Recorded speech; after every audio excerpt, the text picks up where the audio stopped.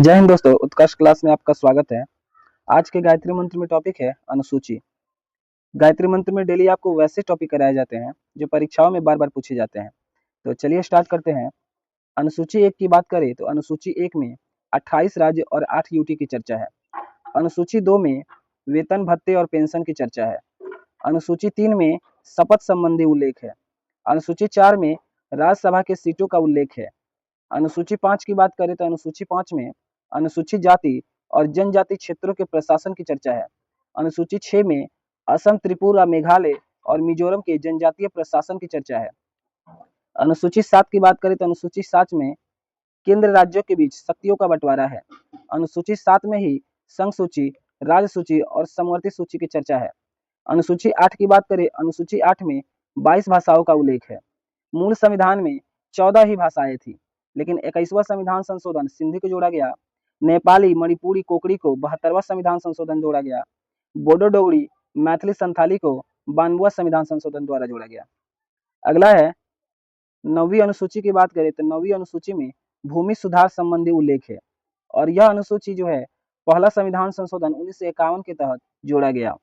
10वीं अनुसूची की बात करें तो 10वीं अनुसूची में दल बदल संबंधी प्रावधान है और दल बदल संबंधी प्रावधान 92वां संविधान संशोधन 1985 के तहत जोड़ा गया।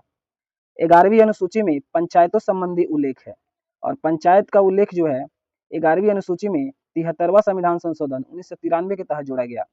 12वीं अनुसूची में नगर निकाय संबंधी प्रावधान है और नगर निकाय संबंधी प्रावधान यानी 12वीं अनुसूची 74वां संविधान संशोधन 1993 के तहत जोड़ा गया है। अब हम आज के करंट अफेयर को देखते हैं। आज के करंट अफेयर में पहला क्वेश्चन है, हाल ही में पीएम मोदी को किस देश के सर्वोच्च नागरिक पुरस्कार the grand commander of the Indian ocean से सम्मानित किया गया है? तो यह सम्मान मॉरिशस के द्वारा दिया गया है। अगर हम लोग मॉरिशस की बात करें तो मॉरिशस को ब्रिटेन से आज़ादी 12 मार्च 1968 को मिलती है। इसी कारण 12 मार्च को मॉरिशस का स्थापना दिवस मनाया जाता है। मॉरिशस की राजधानी की बात करें तो पोर्ट लुइस मॉरिशस की राजधानी है। मॉरिशस के पीएम की बात करें तो मॉरिशस के पीएम नवीन चंद्र राम गुलाम हो जाएंगे और आईएनएस इम्फाल ने इस सम्मेलन में भाग लिया है। अगला प्रश्न है, मालाबार अभ्यास 2024 नौसैनिक एक अभ्यास है, यह कहाँ पे आयोजित हुआ है? तो मालाबार अभ्यास विशाखापत्तनम में आयोजित हुआ है।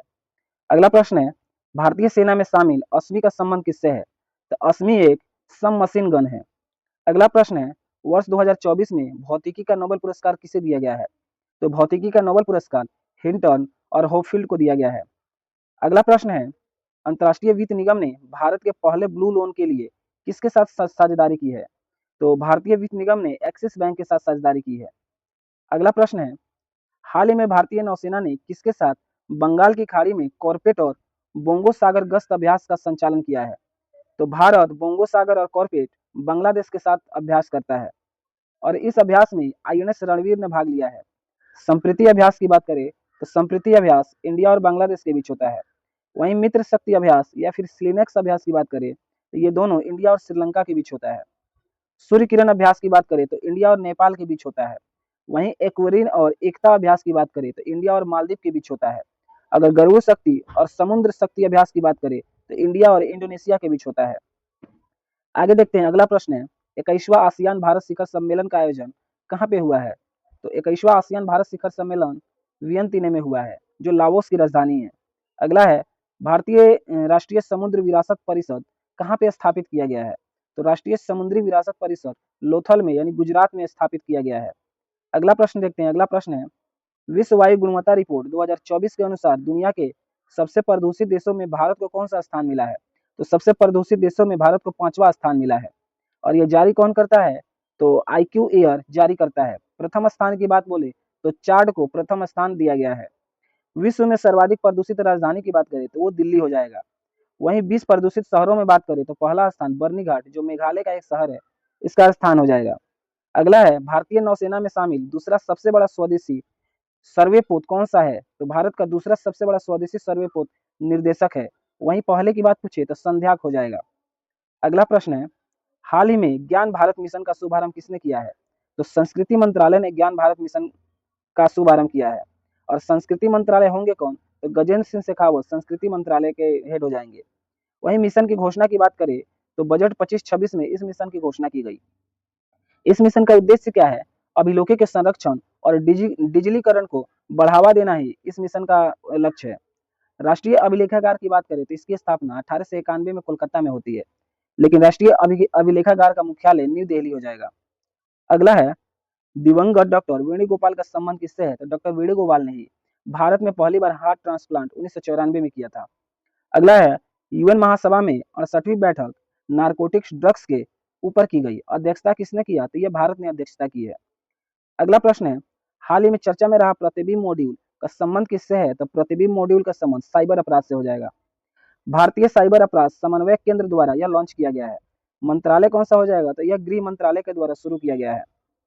अगला है, अलाई बलाई जो समारोह है कहाँ मनाया जाता है? तो अलाई बलाई समारोह तेलंगाना में मनाया जाता है। सदर महोत्सव की बात करें, बथुकंबा महोत्सव की बात करें, बेनालू महोत्सव की बात करें, मेदराम जात्रा महोत्सव की बात करें या समक्का सरकलम जात्रा महोत्सव की बात करें, ये सभी महोत्सव तेलंगाना में मनाए जाते हैं। अगला प्रश्न है, हाल ही में पीएम मोदी ने 12 मार्च को किस ऐतिहासिक आंदोलन में भाग लेने के लिए सभी लोगों को श्रद्धांजलि दी? तो यह दांडी मार्च में भाग लेने के लिए सभी लोगों को श्रद्धांजलि दी है। और दांडी हुआ कहां से कहां तक था? साबरमती से लेके दांडी तक दांडी मार्च हुआ था। 12 मार्च को स्टार्ट हुआ था और 6 अप्रैल 1930 तक दांडी तक यह यात्रा चली थी। और ये यात्रा नमक कर के विरोध में चलाई गई थी। और ये आज कौन सी वर्षगांठ मनाई जा रही है? ये 95वीं वर्षगांठ मनाई जा रही है। आगे चलकर यही आंदोलन सविनय अवज्ञा आंदोलन के रूप में आगे बढ़ा। गांधी इरविन समझौते की बात करें तो 5 मार्च 1930 को गांधी इरविन समझौता हुआ था। देश का पहला हिंदी भाषा संग्रहालय कहाँ स्थापित होगा? तो यूपी में होगा। अगला है, 5वां राष्ट्रीय जल पुरस्कार 2023 के तहत सर्वश्रेष्ठ राज्य से सम्मानित कौन सा राज्य है? ये उड़ीसा हो जाएगा। अगला प्रश्न है, हाल ही में अपेडा ने आहार 2025 के 39वें संस्करण का आयोजन कहाँ किया है? तो ये न्यू दिल्ली में आयोजन हुआ है। अगला है, कृषि और प्राकृतिक खाद्य उत्पादन निर्यात प्राधिकरण जो है ये अपेडा का फुल फॉर्म हो जाएगा। अपेडा की स्थापना 1986 में और इसका हेडक्वार्टर न्यू दिल्ली हो जाएगा। अगला है, आईसीसी हॉल फेम में शामिल होने वाली दूसरी भारतीय महिला क्रिकेटर कौन बनी है? तो नीतू डेविड बनी है। प्रथम भारतीय महिला क्रिकेटर डायना एडुल्जी बनी है। अगला प्रश्न है, हाल ही में आईफा अवार्ड 2025 में सर्वश्रेष्ठ फिल्म का पुरस्कार किसे मिला है? आईफा अवार्ड 2025 में सर्वश्रेष्ठ फिल्म का अवार्ड लापता लेडीज को मिला है। आईफा के फुल फॉर्म की बात करें तो international Indian film academic award हो जाएगा। संस्करण की बात करें तो 2025 में 25वां संस्करण हुआ है। वहीं आयोजन की बात करें तो आईफा का आयोजन जयपुर में हुआ है।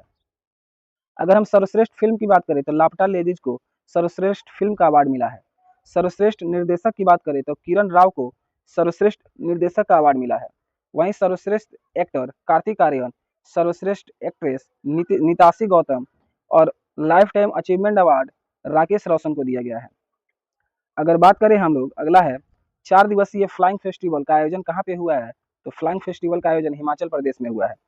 फेमिना मिस इंडिया 2024 की विजेता कौन बनी है? निकिता पोरवाल बनी है। अगला है, एकता को बढ़ावा देने के लिए मेरा हो चोंग उत्सव का आयोजन कहाँ पे हुआ है? तो मणिपुर में हुआ है। अगला प्रश्न है, हाल ही में गंभीर रूप से बीमारी बच्चों के लिए मानव दूध बैंक पयोधी किसने शुरू किया है? तो पयोधी एम्स दिल्ली ने शुरू किया है। नौसेना अभ्यास नसीम अल बहर की बात करें तो नसीम अल बहर ओमान ने के साथ भारत करता है। अगला है, आईआईटी मद्रास का पहला अंतर्राष्ट्रीय अनुसंधान केंद्र की स्थापना कहाँ पे हुई है? तो यूएई में हुई है। अगला है, दूसरा लाइट हाउस टूरिज्म कॉन्क्लेव 2024 की स्थापना कहाँ पे हुई है? उड़ीसा में हुई है। और पहला पूछे तो पहला गोवा में हुई है। अगला प्रश्न है, राष्ट्रीय महिला आयोग का अध्यक्ष कौन बनी है? तो विजय रहटकर बनी है। 10वां क्वेश्चन है, हाल ही में चर्चा में रही जाफर एक्सप्रेस का संबंध किससे है? तो जाफर एक्सप्रेस का संबंध पाकिस्तान से है। इसको हाल ही में हाईजैक कर लिया गया था।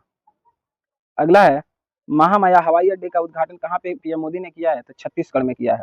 लास्ट क्वेश्चन है, एलोन मस्क की स्टारलिंक ने जियो और एयरटेल के साथ समझौता किया है और स्टारलिंक इंडिया में लॉन्च करने जा रही है। अगर आपको वीडियो अच्छी लगी तो लाइक सब्सक्राइब करेंगे, शेयर करेंगे। मिलते हैं नेक्स्ट वीडियो में। Thank you.